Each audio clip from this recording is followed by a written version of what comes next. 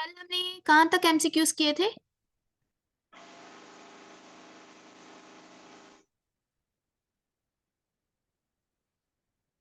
MCQs कहाँ तक किए थे? माइटोकॉन्ड्रिया भी हो गया था। Plastids 34 MCQ. 34 एमसीक्यू पे थे हम। Function of chloroplast is 34 MCQ is A is photosynthesis, B is ATP formation, C is protein formation and D is DNA replication. Chloroplast का क्या फंक्शन होता है? फोटोसिंथेसिस करना। फोटोसिंथेसिस उसे कहते हैं जिसमें प्लांट्स अपना खाना खुद तैयार करते हैं with the help of sunlight. ATP formation से मुराद है कि एनर्जी बनाना, प्रोटीन फॉर्मेशन से मुराद है कि प्रोटीन बनाना, और डीएनए रेप्लिकेशन मींस डीएनए का डिवाइड होना। सो क्लोरोप्लास्ट का फंक्शन क्या है?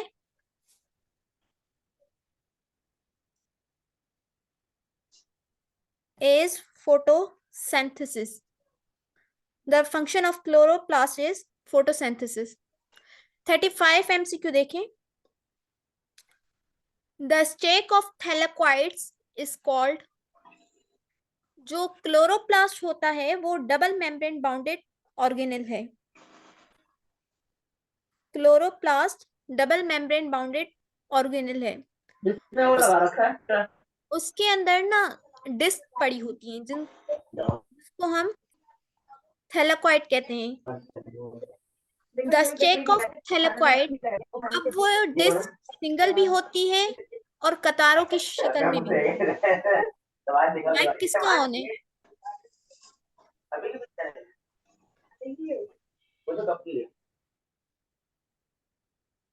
Mic Ayesha Hasan, mic off कर दे अपना।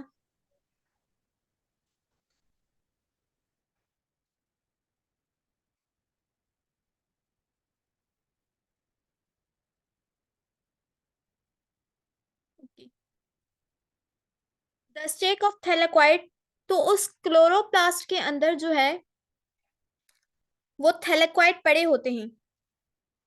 वो थैलाकॉइड सिंगल भी होते हैं और लाइंस की शक्ल में मींस गुच्छे नुमा भी होते हैं। तो उनको क्या कहते हैं? As cristae, B is leucoplast, C is granum and D is stroma. The stake of thylakoid is called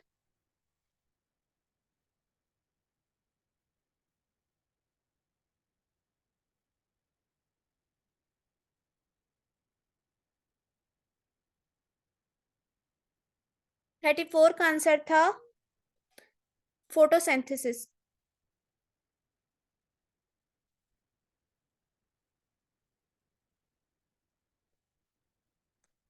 (35) का बताएं। The stack of thylakoid is called, C is granum. Granum कहते हैं स्टेक ऑफ थैलाकॉइड। अगर ये thylakoid single होता है तो उसको कहते हैं grana. 36 MCQ is chromoplasts are associated with bright colors and help in plastids। जो हमारे प्लांट सेल के अंदर होते हैं प्लास्टिड, उनके 3 टाइप होते हैं। एक होते हैं क्लोरोप्लास्ट जो ग्रीन कलर देते हैं प्लांट को, जो लीव्स का ग्रीन कलर होता है वो क्लोरोप्लास्ट की वजह से होता है। दूसरे होते हैं क्रोमोप्लास्ट। जितने भी कलरफुल आपको फ्लावर्स नजर आ रहे हैं, रेड, येलो, पर्पल, जितने भी कलरफुल फ्लावर्स आपको नजर आते हैं वो क्रोमोप्लास्ट की वजह से नजर आते हैं। एक होता है ल्यूकोप्लास्ट। ल्यूकोप्लास्ट आपका ब्राउन कलर जो सॉइल के अंदर होता है। सो chromoplasts are associated with bright colors and help in chromoplast आपको bright color देते हैं।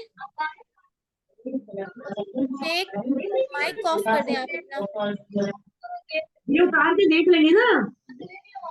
माइक ऑफ कर दें सब अपना।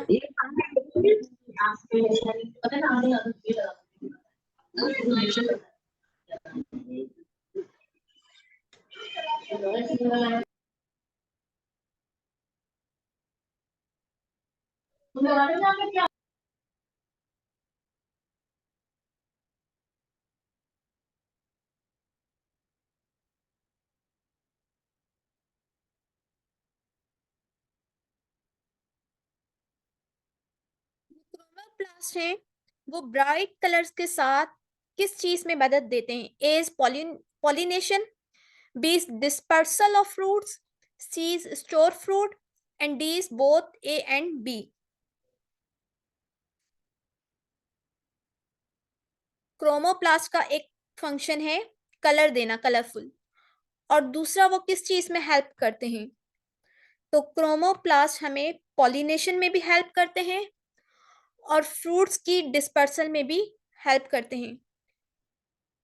Number 37 MCQ is leucoplast are colourless and store.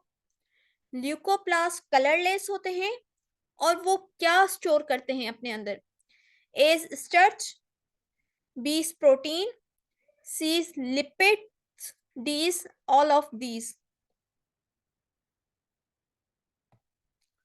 Leucoplast store starch, protein, lipid या ऑल ऑफ दीज।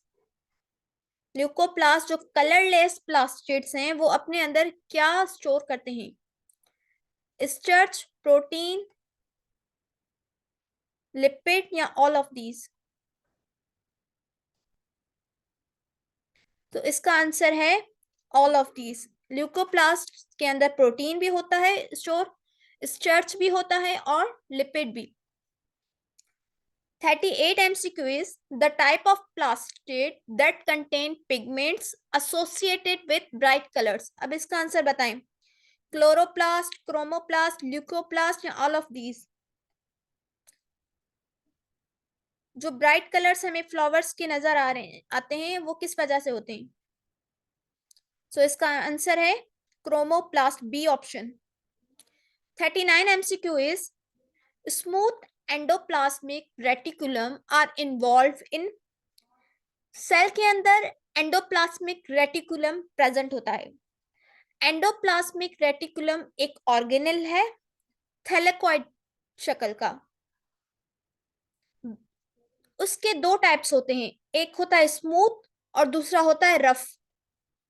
जो रफ एंडोप्लाज्मिक रेटिकुलम होता है उसको रफ इस वजह से कहते हैं क्योंकि उस एंडोप्लाज्मिक रेटिकुलम के ऊपर राइबोसोम्स प्रेजेंट होते हैं और स्मूथ के ऊपर कुछ भी प्रेजेंट नहीं होता, उसके अंदर ऊपर राइबोसोम नहीं होते।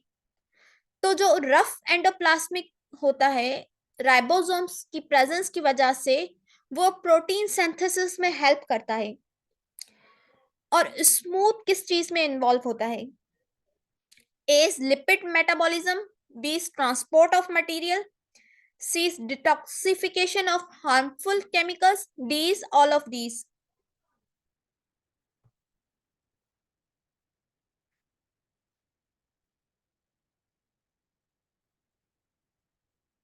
जो आपका स्मूथ एंडोप्लाज्मिक रेटिकुलम है उसका फंक्शन क्या है? उसका फंक्शन है ऑल ऑफ दीज। स्मूथ आपकी लिपिड की मेटाबॉलिज्म करवाता है, आपके जो सेल के अंदर मटेरियल्स होते हैं उनको भी ट्रांसपोर्ट करता है, और जो हमारे हार्मफुल केमिकल्स होते हैं सेल के अंदर उनकी डिटॉक्सिफिकेशन भी करवाता है। ओके, तो इसका आंसर है D all of these. 14 MCQ देखें, 14 को स्किप कर दें क्योंकि ये डेट पूछ रहा है। 41 MCQ है flattened sacs cisternae are found in। A is mitochondria, B is Golgi apparatus, C is ribosome, D is plastids। Flattened sacs cisternae ये शेप बता रहे हैं कि इस तरह के शेप का कौन सा ऑर्गेनल होता है। A is mitochondria, B is Golgi apparatus, C is ribosome, D is plastid। Flattened sacs cisternae, तो इसका करेक्ट ऑप्शन जो माइटोकॉन्ड्रिया होता है वो उसको कहते हैं, डायग्राम कैसे दिखाऊं अपने यहाँ पे,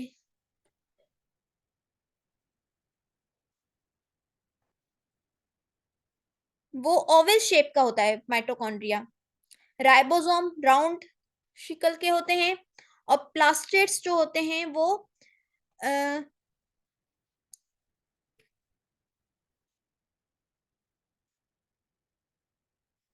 प्लास्टेट्स भी आपके लंबे से कतारों में होते हैं, मतलब कि उनका भी एक गुच्छा होता है। तो जो गोल्जी एपेरेटस है वो थैलेकॉइड शक्ल का होता है। थैलेक ओ फ्लैटेंड सेक्स शिकल के होते हैं। तो इसका करेक्ट ऑप्शन है गोल्जी बॉडी या गोल्जी एपेरेटस।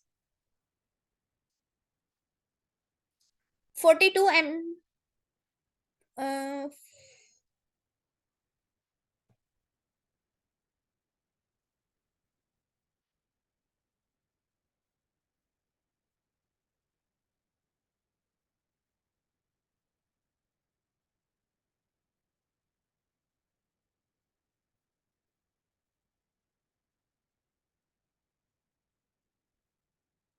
44 MCQ देखें।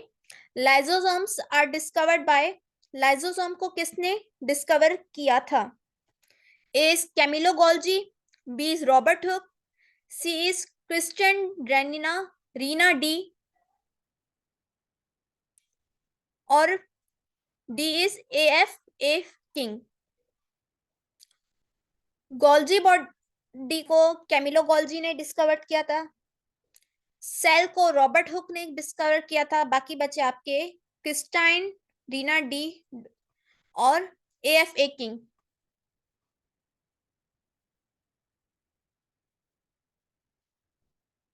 तो लाइजोसोम्स को क्रिस्टाइन रेनी डी ड्यूक ने डिस्कवर किया था। 45 MCQ।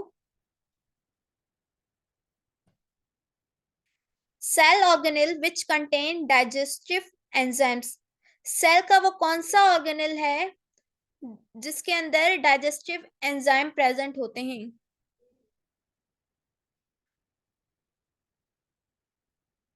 A is ribosome, B is lysosome, C centrioles and D is endoplasmic reticulum. I don't think so कि इसको एक्सप्लेन करने की जरूरत है। तो लाइसोसोम्स के अंदर जो है आपके डाइजेस्टिव एंजाइम्स होते हैं। क्या होता है कि समटाइम्स सेल के अंदर कुछ टॉक्सिक सब्सटेंस आ जाते हैं, तो सेल अपनी डेथ खुद कॉज करता है, कर देता है। जिसमें सेल खुद अपनी डेथ कॉज करे उसको कहते हैं एपोप्टोसिस या सुसाइड सेल। और वो जो सेल सुसाइड करता है, मींस अपनी डेथ खुद कॉज करता है, वो लाइसोसोम्स एंजाइम्स की वजह से होता है कि सेल खुद को ही इंगल्फ कर जाता है। क्योंकि समटाइम क्या होता है कि उसके अंदर टॉक्सिक सब्सटेंस आ जाते हैं। अगर वो सेल जिंदा रहता है तो फिर वो सेल दूसरे सेल्स के लिए नुकसानदेह हो जाता है, क्योंकि उसके अंदर जो वायरस बैक्टीरिया आ गया, जो टॉक्सिक सब्सटेंस आ गए, अब वो जाहिर सी बात है उसके बराबर वाले सेल में भी तो जाएंगे। तो इस चीज से बचने के लिए सेल अपनी डेथ कॉज करता है, जिसको कहते हैं एपोप्टोसिस, और सुसाइड सेल भी कहते हैं इसको, और वो लाइसोसोम कॉज करवाता है। वॉइस नहीं आ रही किसी को?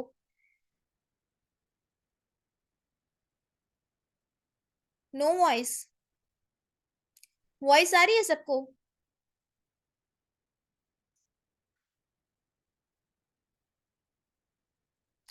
आप अपने पास कनेक्शन देख लें तबस्सुम।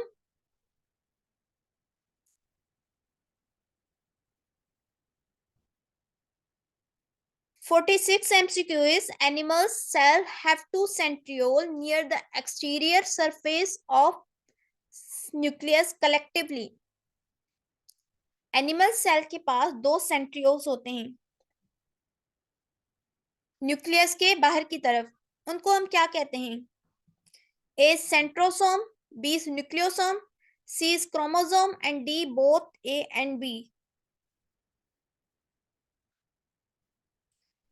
एनिमल सेल के पास दो सेंट्रियोल होते हैं, उनको हम कलेक्टिवली क्या कहते हैं?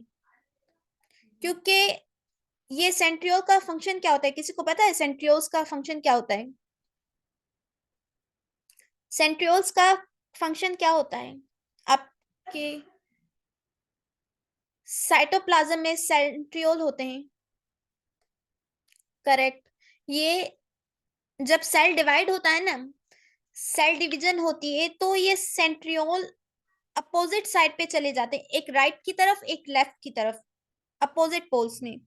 फिर इनमें से क्या निकलते हैं? धागे निकलते हैं, जिनको हम कहते हैं स्पेंडल फाइबर्स।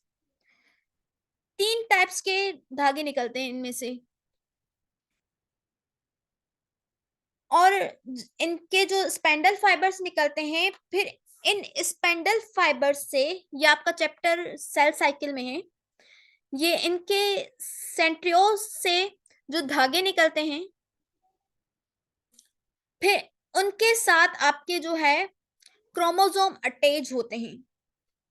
आयशा हसन या मोहम्मद अफजल कैमरा ऑफ कर दें।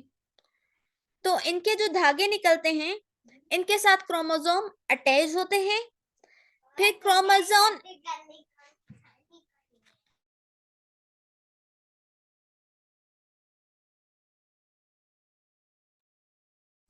अटैच होते हैं इनके साथ, और फिर जब सेल डिवाइड होता है तो ये क्रोमोसोम हाफ हो जाते हैं, हाफ राइट साइड चले जाते हैं और हाफ लेफ्ट साइड हो जाते हैं। तो इस तरह सेल डिवाइड हो जाता है, और फिर 1 से 2 सेल बन जाते हैं। फिर ये जब हाफ हाफ चले जाते हैं तो साइड से पहले सेल मेम्ब्रेन बन जाती है दोनों के हाफ पे, फिर न्यूक्लियर मेम्ब्रेन बन जाती है। इस तरह से 1 से 2 सेल डिवाइड होते हैं।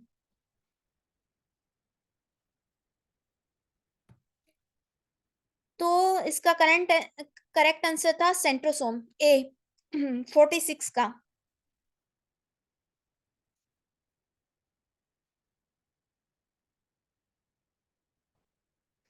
47 is centrioles are involve in the formation of, अब ये तो मैंने अभी बता दिया। सेंट्रियोल्स किस में इन्वॉल्व होते हैं? A is spindle fibre, B cilia, C is flagella and D is all of these. Centrioles के और भी काम होते हैं।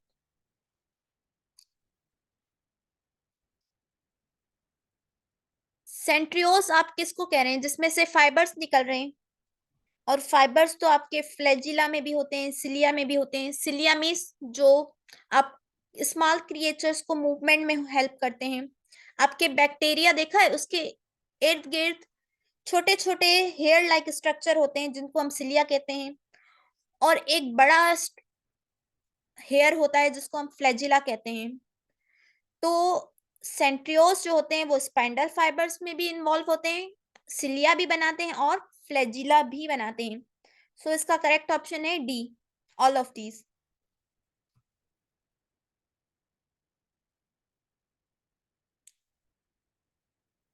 बैक्टीरिया के अंदर भी फ्लैजिला भी होता है और सिलिया भी होता है, और पैरामीशियम के अंदर, पैरामीशियम देखा है, उसके अंदर बड़ा फ्लैजिला होता है। फ्लैजिला का काम ये होता है कि वो आपको डायरेक्शन देता है, ऐसे क्रिएचर्स को, स्मॉल क्रिएचर्स को मूवमेंट में हेल्प करता है, या फूड की सर्चिंग में हेल्प करता है। काफी सारे फंक्शंस होते हैं, ये उस ऑर्गेनिज्म की नीड पे डिपेंड करता है। You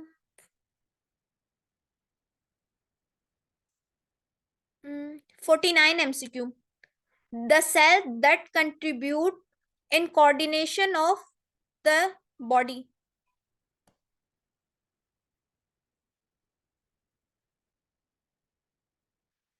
The cells that contribute in coordination of the body. A is nerve cell, B is muscle cell, C is RBC and D is bone cell. कौन से cells होते हैं जो नर्वस सिस्टम में होते हैं? सिंपल, कोऑर्डिनेशन से मुराद है नर्वस कोऑर्डिनेशन, तो उसके अंदर हमारे कौन से सेल्स होते हैं? Nerve cell, muscle cell, paramecium में सिलिया भी होते हैं और फ्लैजिला भी होता है। तो इसका आंसर है नर्व सेल। नर्व सेल हमारे नर्वस सिस्टम में होते हैं। आरबीसी तो ब्लड हो गया, मसल सेल हमारे मसल में होते हैं और बोन सेल हमारे बोन्स में होते हैं। 50 MCQ is the cell that undergo contraction and share their role in movement. कौन से सेल है जो कॉन्ट्रैक्शन करते हैं और मूवमेंट में हेल्प करते हैं? A is nerve cell, B is muscle cell, C is bone cell and D is all of these. Contraction और रिलैक्सेशन जिसकी वजह से हमारे मूवमेंट होती है हमारी बॉडी की, तो ये मसल सेल होते हैं जो हमारी मूवमेंट में हेल्प करवाते हैं। उसके अलावा ये कॉन्ट्रैक्ट और रिलैक्स जब होते हैं, इस कॉन्ट्रैक्शन और रिलैक्सेशन की वजह से हमारी बॉडी मूव करती है। नर्व सेल ब्रेन में होते हैं और बोन आपको पता है वो मूव नहीं करती, और नर्व सेल्स जो ब्रेन में होते हैं वो भी मूव नहीं करते। The size of smallest bacterium is, bacteria की स्मॉलेस्ट साइज क्या है? A 0.4 micrometre, B 0.3 micrometre, C 0.2 micrometre and D 0.1 micrometre. Bacteria की साइज, बैक्टीरिया की साइज है 0.1, स्मॉलेस्ट कहा गया है, सबसे छोटा, तो 0.1 माइक्रोमीटर से स्टार्ट होते हैं। 53 MCQ, gases exchange in gills and lungs occur by, जो फिश के अंदर गैस एक्सचेंज होती है वो गिल्स के थ्रू होती है और हम ह्यूमन के अंदर लंग्स के थ्रू होती है। फिशेस में लंग्स नहीं होते, तो ये किसके थ्रू होती है? जो गिल्स गैस एक्सचेंज करते हैं, मींस का ऑक्सीजन अंदर लेते हैं, कार्बन डाइऑक्साइड बाहर निकालते हैं, या हम लंग्स के थ्रू गैस एक्सचेंज करते हैं, ऑक्सीजन अंदर लेते हैं, कार्बन डाइऑक्साइड बाहर निकालते हैं। तो ये कौन किसके थ्रू होता है? A is diffusion, B is facilitated diffusion, C is effusion and D is osmosis. Gas exchange किसके थ्रू होता है? तो करेक्ट ऑप्शन है डिफ्यूजन। डिफ्यूजन के जरिए लोअर कंसंट्रेशन ओ हायर से लोअर, तो ये डिफ्यूजन के थ्रू हम गैस एक्सचेंज करते हैं, चाहे वो गिल्स में हो, लंग्स में हो, या किसी भी और एनिमल में। 54 MCQ is, facilitated diffusion is, diffusion के टाइप्स होते हैं। Facilitated diffusion is, A is active transport, B is passive transport, C is reverse osmosis and D all of these. Active transport उसे कहते हैं जिसमें हम एनर्जी खर्च करके, एनर्जी लगा के हम कोई चीज ट्रांसपोर्ट करें, मूव करवाएं एक जगह से दूसरी जगह। पैसिव कहते हैं जिसमें हमारी एनर्जी ना लगे, मींस एटीपी ना लगे। रिवर्स मींस उल्टा, osmose and D is all of these. तो फैसिलिटेटेड डिफ्यूजन जो है पैसिव डिफ्यूजन है, फैसिलिटेटेड होती है सिलेक्टिव, तो मगर ये भी पैसिव है। फैसिलिटेटेड डिफ्यूजन में हमारी कोई भी एनर्जी खर्च नहीं होती, इस वजह से ये पैसिव ट्रांसपोर्ट है। 55 MCQ is, which term refer to the relative concentration of solute in the solution? A is diffusion, B is osmosis, C is tonicity, D is turgor।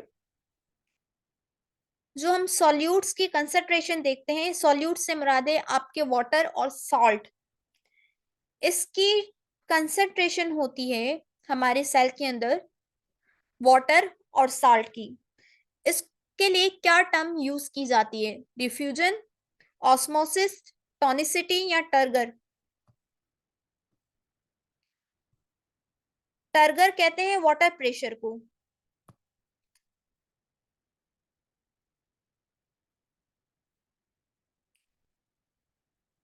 Concentration of solute in the solution, इसके लिए use किया जाता है tonicity. Tonicity के types होते हैं तीन, hypertonic, hypotonic और आइसोटोनिक। तो इसको हम टॉनिसिटी कहते हैं। 56 एमसीक्यूज देखें। The solution that has relative more solute, ऐसा सॉल्यूशन जिसमें सॉल्यूट ज्यादा हो, उसको हम क्या कहते हैं? A is hypertonic, B is hypotonic, C is isotonic, D is all of these. Iso means equal, जिसमें सॉल्यूट और सॉल्वेंट दोनों बराबर हैं। हाइपो मीन्स जिसमें कम हो सॉल्यूट, और हाइपर मीन्स जिसमें सॉल्यूट ज्यादा हो। 52 नहीं करवाया, 52 करवा तो दिया मैंने। अच्छा, ये 52 रेड ब्लड सेल की टाइप, ये इंपॉर्टेंट नहीं है, फिर भी मैं बता देती हूँ। तो रेड ब्लड सेल का डायमीटर है 8 माइक्रोमीटर। जो इंपॉर्टेंट नहीं होते मैं वो छुड़वा देती हूँ। खामखा क्यों आप इतना बर्डन ले, जो इंपॉर्टेंट होते हैं वही करवाती हूँ सिर्फ। 56 पे थे, the solution that has more solute, ऐसा सॉल्यूशन जिसमें सॉल्यूट ज्यादा हो, तो उसको हम क्या कहेंगे? उसको कहेंगे हाइपरटोनिक। हाइपर जहां पर भी वर्ड आए उसका मतलब यही होता है कि ज्यादा। और हाइपो, पीओ, स्पेलिंग देख लें। हाइपो मीन्स बिलो, कम। Iso means equal. ये जहां पर भी बायोलॉजी में हाइपर और हाइपोटर्म आए, means hyper means above, hypo means below, iso means equilibrium या equal. 57 MCQ. The shrinkage of cytoplasm, cytoplasm shrink कर जाता है। श्रिंक क्यों करता है? कि क्या होता है कि जब समटाइम क्या होता है कि सेल के अंदर जो है ना, सेल का पानी कंटिन्यूस बाहर जाता जाता है, बहुत ज्यादा सेल पानी लॉस करता है, डिहाइड्रेट हो जाता है। तो जब सेल बहुत ज्यादा पानी बाहर निकाल देता है तो वो सेल श्रिंक कर जाता है, सिकुड़ जाता है।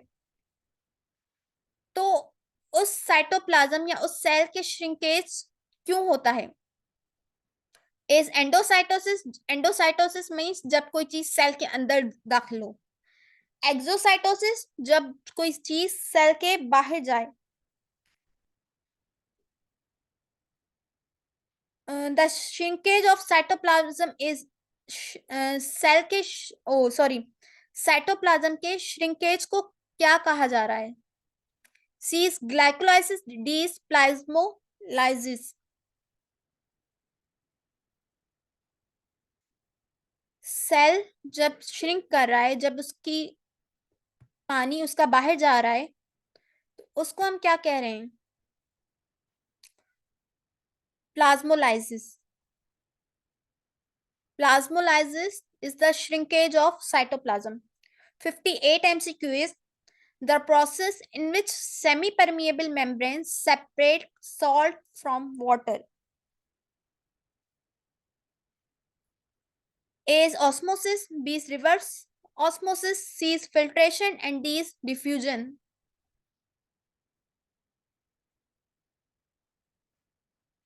Semi-permeable membrane से मुराद है आपकी plasma membrane. Separate from the process in which semi-permeable membranes separate salt from water. A is osmosis, B is reverse osmosis, C is filtration, and D is diffusion.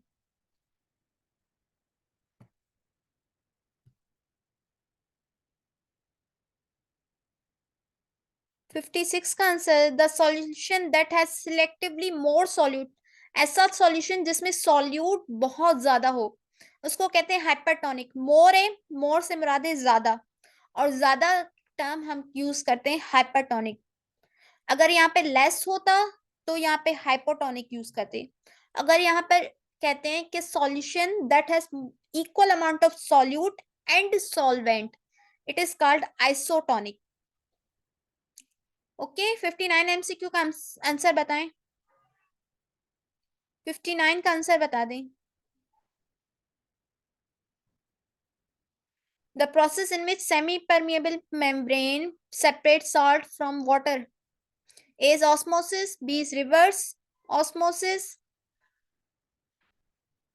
B is C is filtration, and D is diffusion. तो इसको कहते हैं हम reverse osmosis, क्योंकि salt water से separate कर रहे हैं।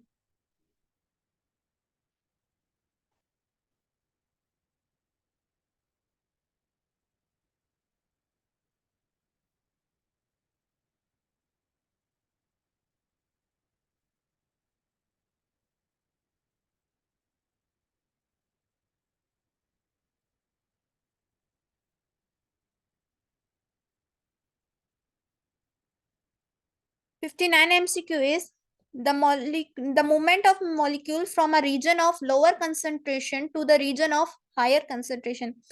मूव जब मॉलिक्यूल्स लो कंसंट्रेशन से अपर कंसंट्रेशन में जाते हैं, उनकी मूवमेंट होती है लो से अपर अबव में, तो उस मूवमेंट को क्या कहा जाता है? A is active transport, B is osmosis, C diffusion, D is filtration.